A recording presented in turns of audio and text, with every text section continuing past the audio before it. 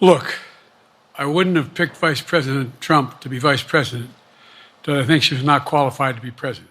Ratings 24M watch Biden press conference. Fox News draws the largest audience among individual networks. President Joe Biden's televised press conference Thursday evening attracted a sizable audience. More than 24 million people watched the press event across 8 broadcast and cable outlets, according to Nielsen. The press conference came at the end of a NATO summit in Washington and amid swirling speculation about the future of Biden's re-election campaign following his poor debate performance opposite Donald Trump in late June. Per Nielsen, 24.16 million people watched the press conference on ABC, CBS, CNN, the Fox Broadcast Network, Fox News, MSNBC, NBC, and Univision. Fox News had the largest share of that audience, drawing 5.67 million viewers from 7:38:30 p.m. ET. ABC was not far behind with of that audience, drawing 5.67 million viewers from 7:38:30 p.m. ET. ABC was not far behind with 4.97 million viewers, and CBS 3.6 million edged NBC 3.55 million for third place. They were followed by MSNBC 2.52 million, CNN 2.22 million, Fox Broadcast 998,000 and Univision 620,000. Audience figures do not include the network's digital and streaming outlets.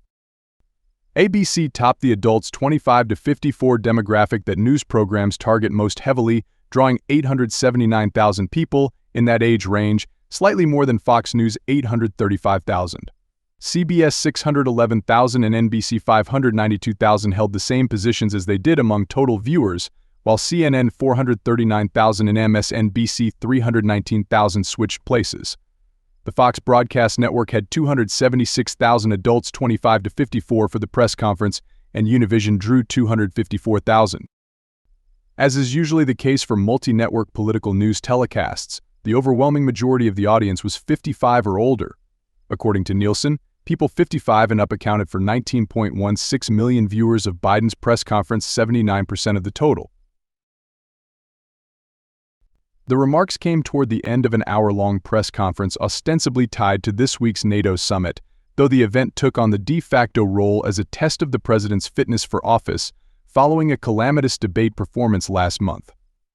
Asked how his performance in the near future may weigh on his decision whether to remain in the running for re-election, Biden said that, although during the 2020 campaign, he suggested he could serve as a bridge between the Democratic Party's old guard and younger leaders, former President Trump's plans to consolidate executive power and uproot the nonpartisan civil service caused him to rethink that note of Trump's term in office. He signed an executive order establishing a new job category within the government's accepted service called Schedule F. Federal workers and policy-related positions would be transferred to this new job classification and be stripped of most of their civil service protections, effectively making them at-will employees.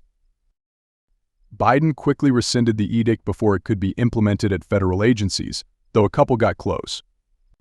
But Trump has made Schedule F a common refrain in campaign speeches and Project 2025, a conservative transition project led by the Heritage Foundation, both called for its return in its 900-page manifesto and began a massive recruitment campaign for upwards of 20,000 potential political appointees.